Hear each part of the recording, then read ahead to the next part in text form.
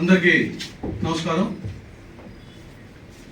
ఈరోజు Chittoor district cricket association ఎన్నో పోరాటాలు చేసి, పోరాటాలంటే ఒక నిజాయితీ కోసం, ఒక నిబద్ధతతో మేమందరం ఇక్కడ ఉన్న వేదిక మీద ఉన్న అందరం కూడా క్రికెట్ ఆడి క్రికెట్ అసోసియేషన్లోకి వచ్చిన వాళ్ళం. మేమందరం కూడా క్రికెట్ అంటే మాకు ఒక ప్యాషన్. మేము ఏదైతే నష్టపోయామో జిల్లాలో ఉన్న ఏ క్రికెట్ ప్లేయర్ కూడా నష్టపోకూడదనే మంచి సంకల్పంతో మేమందరం క్రికెట్ అసోసియేషన్కి వచ్చినప్పుడు, జిల్లాలో చాలా సమస్యలు ఉన్నప్పుడు మేము ఆ సమస్యల మీద ఆంధ్ర క్రికెట్ అసోసియేషన్ దృష్టికి తీసుకెళ్తే అప్పటి ఉన్న పెద్దలందరూ కూడా మనం ఏ సమస్యలు తీసుకొచ్చినా మనల్ని గుర్తించకుండా, చిత్తూరు జిల్లాలో ఎవరైతే రాజకీయ పలుకుబడి ఉందో, ఎవరికైతే ఆర్థిక పలుకుబడి ఉందో, ఎవరైతే శాసించగల శక్తి ఉందో అటువంటి వాళ్ళని తీసుకొచ్చి మా చిత్తూరు జిల్లా క్రికెట్ అసోసియేషన్ని కబ్జా చేసే ప్రయత్నం చేసి, అది కుదరక ఒక separate men boys and girls association అనే దాన్ని పుట్టించారు. వీళ్ళ పని ఏంటంటే ఆంధ్ర క్రికెట్ అసోసియేషన్లో చిత్తూరు జిల్లా మెంబర్గా ఉండకూడదు, చిత్తూరు జిల్లా క్రికెట్ అసోసియేషన్కి ఏమైతే నిధులు వస్తున్నాయో ఆ నిధులన్నీ కూడా పక్కదారికి మళ్లించి చిత్తూరు జిల్లాకి రావాల్సిన వనరులన్నింటినీ కూడా పక్కన వాళ్ళు దోచేశారు. అప్పుడు ఆంధ్ర క్రికెట్ అసోసియేషన్ చేసిన తప్పుల్ని ఎన్నో విధాలుగా మేము చెప్పే ప్రయత్నం చేశాము. అయినప్పటికీ కూడా మా మాటను ఖాతరు చేయలేదు. అందుచేత మేము కోర్టుల్లో సుదీర్ఘంగా పోరాటం చేయడం జరిగింది. ఈ 17 సంవత్సరాల సుదీర్ఘ పోరాటం అనంతరం 2 నెలల ముందే మేము కోర్టులో గెలవడం జరిగింది. ఆంధ్ర క్రికెట్ అసోసియేషన్ మమ్మల్ని రికగ్నైజ్ చేసి ఆంధ్ర క్రికెట్ అసోసియేషన్లో మమ్మల్ని తీసుకోవడం జరిగింది. తద్వారా ఆంధ్ర క్రికెట్ అసోసియేషన్ ఈవెంట్స్లో మేము వచ్చిన తర్వాత ఒక కొత్త సిస్టమ్ని తీసుకొచ్చాము. ఒక కొత్త ఒరవడిని ఆంధ్ర క్రికెట్ అసోసియేషన్ మన జిల్లా నుంచి ఎక్కువ మంది ప్లేయర్స్ సెలెక్ట్ అవ్వాలంటే ఏం చేయాలి, ఎలా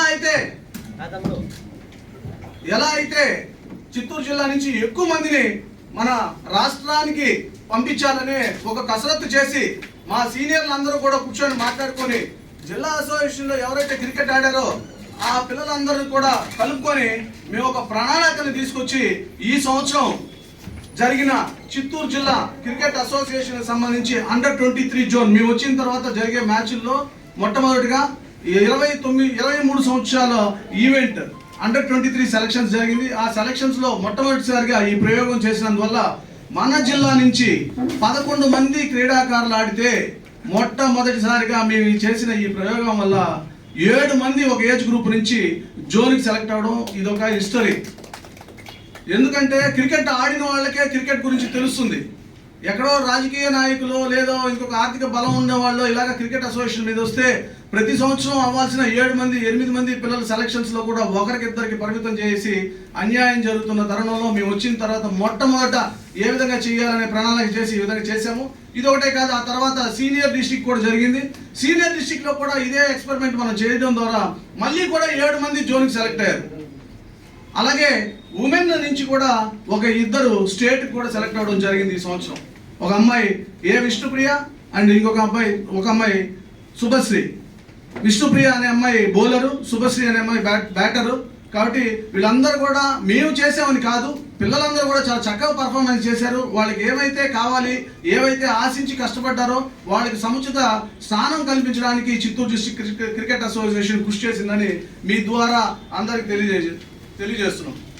అదేవిధంగా ఉమెన్ క్రికెట్ అసోసియేషన్ ఉమెన్ మ్యాచ్లు జరుగుతున్నప్పటి నుంచి ఉమెన్ సెలక్షన్స్లో కూడా మన వాళ్ళకి ఎవరికి కూడా అవకాశాలు లేకపోతే దాని మీద కూడా మనం దృష్టి పెట్టించి ఈ సంవత్సరం ఉమెన్ని ప్రతి ఉమెన్ దీంట్లో ఫిజియోథెరపిస్ట్ ఉండాలి అని చెప్పే ఉద్దేశంతో మన తిరుపతి నుంచి మీనా అనే ఒక అమ్మాయి ఫిజియోథెరపిస్ట్గా స్టేట్ టీమ్ అండర్-19 స్టేట్ టీమ్కి ఆ అమ్మాయికి కూడా ఒక అసైన్మెంట్ ఇప్పించాం. అదేవిధంగా ఫీల్డింగ్ కోచ్ పి అనిత, ఆ అమ్మాయిని కూడా అండర్-19 టీమ్కి ఒక fielding coach state team under-19 state టీమ్కి ఒక ఫీల్డింగ్ కోచ్గా ఆ అమ్మాయి కూడా ఒక అసైన్మెంట్ ఇవ్వడం జరిగింది. దాంతోపాటు సీనియర్ మ్యాచెస్ కూడా జ్యోతి అనే ఒక అమ్మాయిని మేనేజర్గా కూడా పంపించడం జరిగింది. ఇవన్నీ కూడా క్రికెట్ అసోసియేషన్ మేము ఎప్పుడైతే తీసుకున్న ఈ 2 నెలల్లో జరిగిన